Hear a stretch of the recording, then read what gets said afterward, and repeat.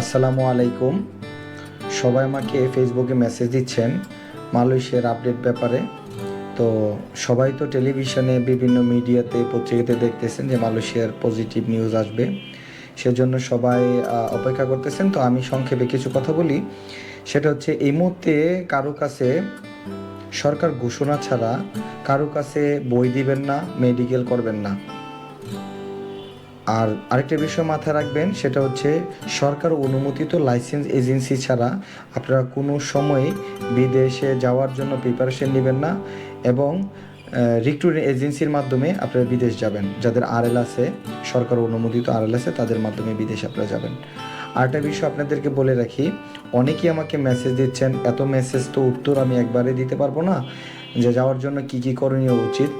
সর্বপ্রথম আমি মনে করি বিদেশ যাওয়ার জন্য প্রথম যেটা করা উচিত সেটা হচ্ছে আপনি যে কোনো একটা কাজের উপরে দক্ষতা তৈরি করা।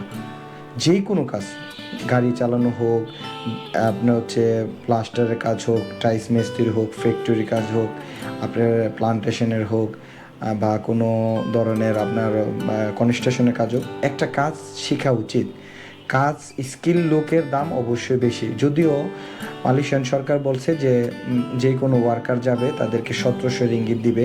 তো আপনি যদি একটা কাজের দক্ষতা থাকে সেক্ষেত্রে আপনার জন্য ভালো হবে। আর একটা বিষয় হচ্ছে, যদি ধরেন কোনো কাজ আপনি দক্ষতা নাই, কিন্তু আপনি তো চিন্তা ভাবনা করছেন মালয়েশিয়া যাবেন, সেক্ষেত্রে আপনি অন্তত 10 থেকে 20টা ওয়ার্ড শিখেন, মালাই ভাষা শিখেন। ইউটিউব আছে, গুগল আছে, বা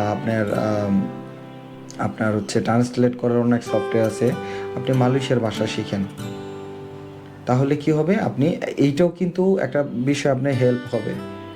টাকারে কি বলে, কাজের কি বলে, এইগুলো আপনি শিখেন।